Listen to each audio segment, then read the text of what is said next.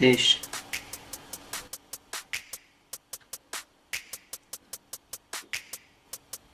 জি, আপনার কি প্রবলেম বলেন?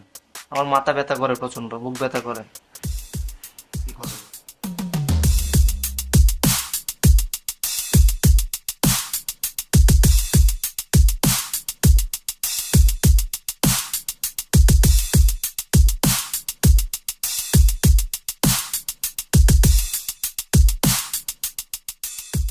স্যার ঘুম হয় ঠিক মতো? ঘুম হয়। হ্যাঁ করুন তো। খাওয়ার রুচি আছে?